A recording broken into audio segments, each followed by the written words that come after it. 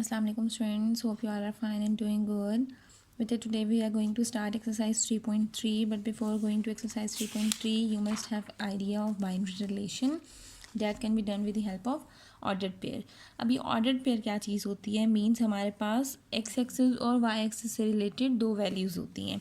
तो जो पहली वैल्यू है उसको आप a कंसिडर करते हो, सेकंड वैल्यू को आप b कंसिडर करते हो. Means first value must be in x axis and second value must be in Y axis. ठीक है, तो हमारे पास जो भी ऑर्डर्ड पेयर होता है उसमें पहले एलिमेंट को आप ए बोलोगे और दूसरे एलिमेंट को हम बी बोलेंगे. ए को एब्सीसा भी बोलते हैं और बी को ऑर्डिनेट भी बोलते हैं इन अ Cartesian plane.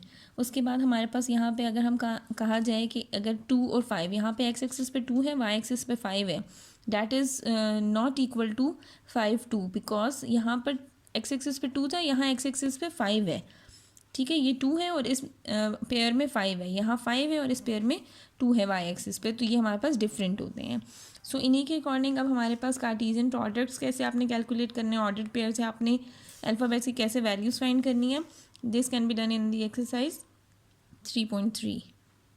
Now in exercise 3.3 in question number 1 we have to find the values of unknown. आपने इनमें से अननोन की वैल्यू फाइंड करनी है. लाइक यहाँ पे अननोन्स है हमारे पास ए बी, सब में जो भी अननोन्स हैं मीन जो वेरिएबल्स हैं, सबसे पहले आपने उनकी वैल्यूज़ को कैलकुलेट करना है. Okay friends, now in question number 1 part 1 we have a minus B is equals to 7, 1. It simply means कि जो यहाँ पे फर्स्ट टर्म है वो फर्स्ट के इक्वल है. लाइक a की क्या वैल्यू आ जाएगी हमारे पास 7 और माइनस b की क्या वैल्यू आ जाएगी हमारे पास 1. तो हमें a और b की वैल्यू चाहिए. a की वैल्यू है 7 और यहाँ पर हमारे पास b के इस साइड पर माइनस है, आप माइनस इस साइड पर ले आओगे, ये हो जाएगा हमारे पास b इज़ इक्वल्स टू -1. तो यहाँ पे ये हमारे पास a और b की दो वैल्यूज़ आ गई हैं. Now in part number 2 we have 2a, 2b plus 3 और -10 और b. आप इसको सबसे पहले ऐसे बना लोगे, 2a इज़ इक्वल्स टू -10, एक ये सिचुएशन, और दूसरी सिचुएशन है 2b plus 3 is equals to -b, यानी कि कोमे से पहले वालों को कोमे से पहले के साथ और कोमे के बाद जो लिखा हुआ है उसको उसके साथ रिलेट किया.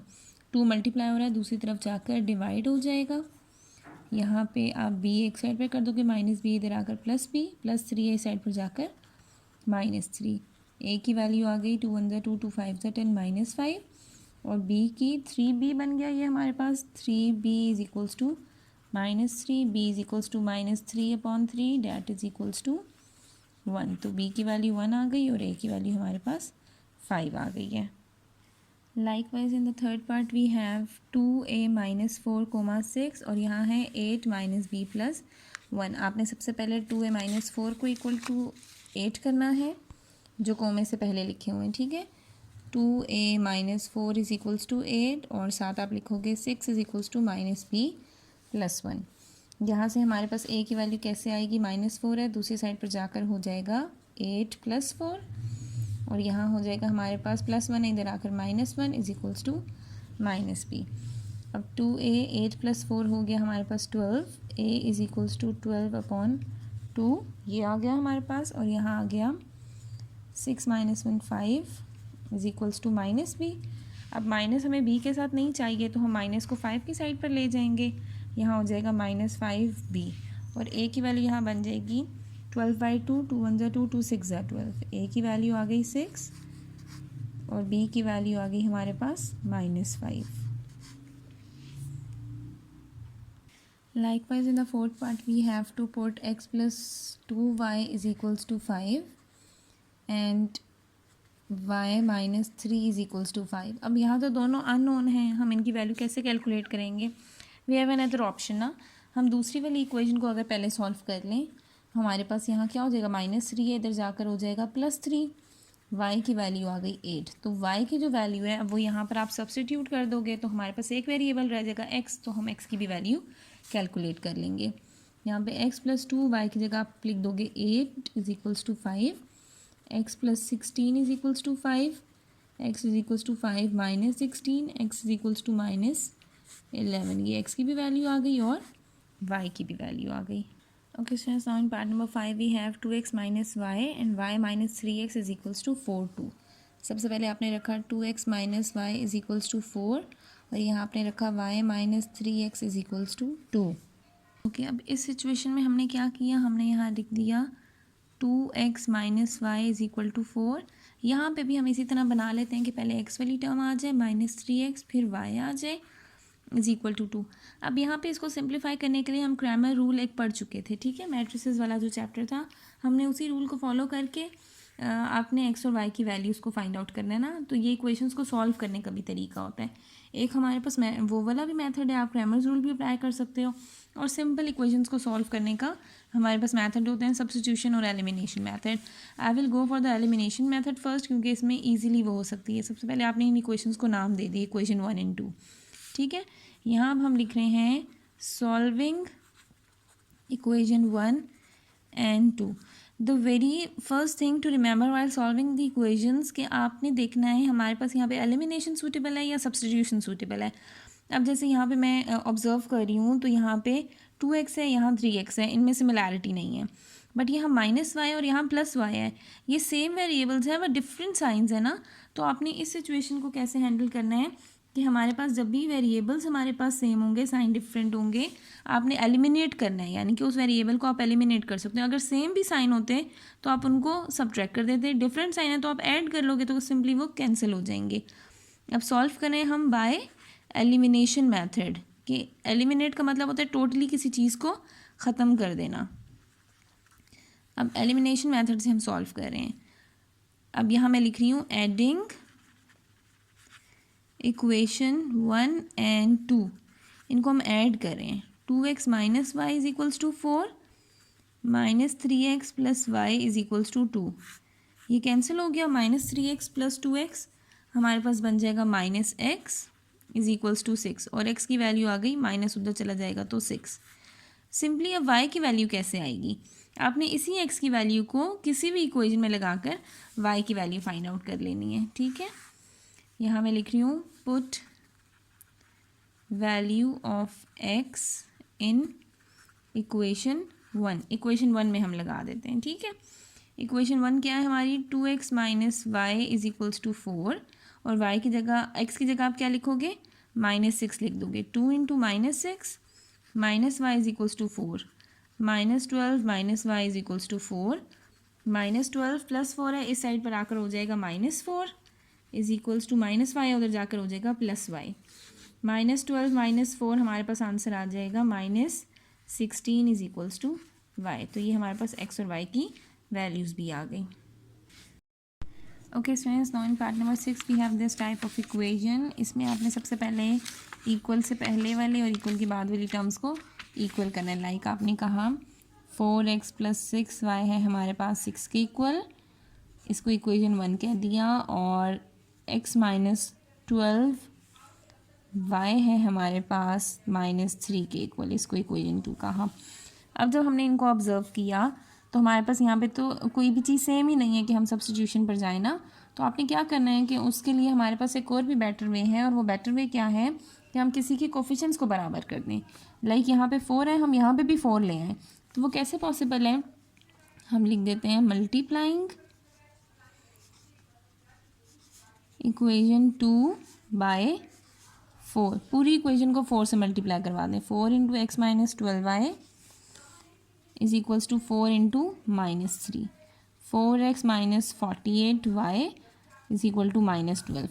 अब इसको कह देते हैं इक्वेशन 3। इसको अगर मैं देखूँ, अब ये 4x और 4x बराबर हो गए हैं, तो इनको अगर मैं सब्ट्रैक्ट करूँ तो हमारे पास क्या हो जाएगा, ये 4x एग्जेम्प्ट हो जाएगा, इनके x की वैल्यू यहाँ से ख़त्म हो जाएगी। यहाँ मैं लिख रही हूँ सब्ट्रैक्टिंग। ये क्यों करना है, क्योंकि हमें x और y में से किसी की वैल्यू चाहिए ना। x ख़त्म हो जाएगा तो ऑटोमेटिकली सारी टर्म हमारे पास y में आ जाएंगी और हम y का आंसर निकाल लेंगे।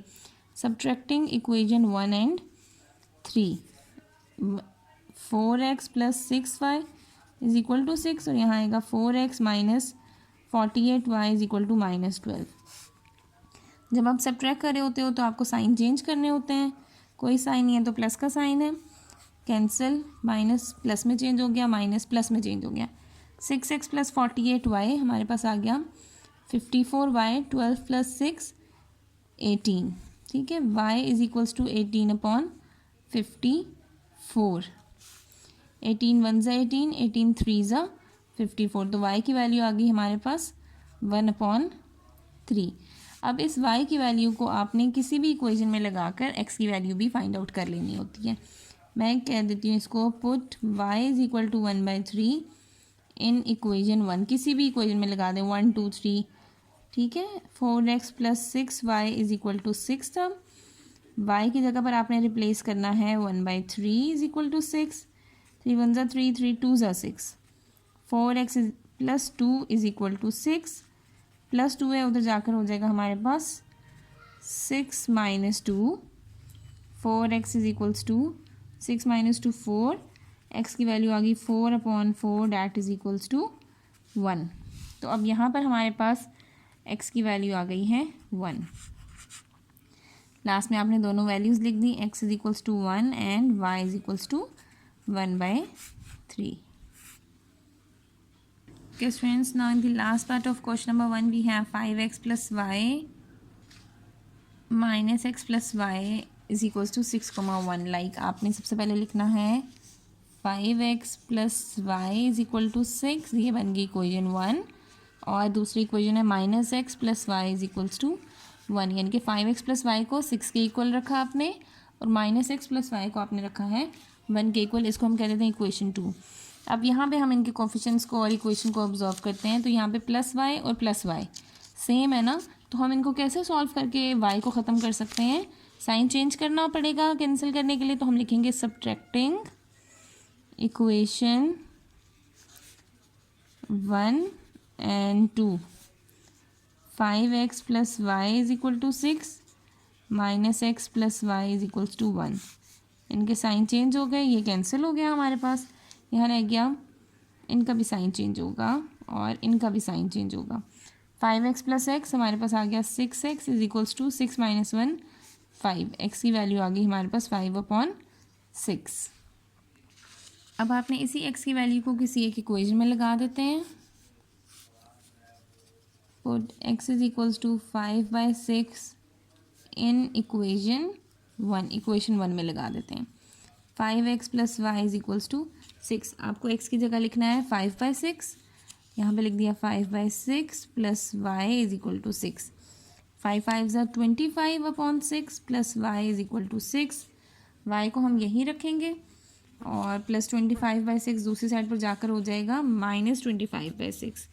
डिनोमिनेटर में कुछ नहीं है तो आप 1 रखोगे, एलसीएम आ जाएगा इसका 6। 1 के टेबल में 6 कहाँ पर आता है, 6 पे, 6 6 = 36 माइनस 6 के टेबल में 6 आता है 1 पे, तो 25 1 = 25। y की वैल्यू आ गई हमारे पास 11/6। So this is how you will solve these types of equations, कि उनको सिंप्लीफाई करना भी आपको आना चाहिए, ठीक है। एक शुरू के पार्ट्स में जैसे डायरेक्टली आपने x और y की वैल्यू कैलकुलेट कर ली ना, तो ये मेथड जो है ये आपको आगे ग्रेड 10th में भी हेल्पफुल होगा, कि आपको पता चल जाएगा आपने किस तरह से इन इक्वेशंस को सॉल्व करना होता है। किसी भी किस्म की दो इक्वेशंस उनको हम कैसे सॉल्व कर सकते हैं।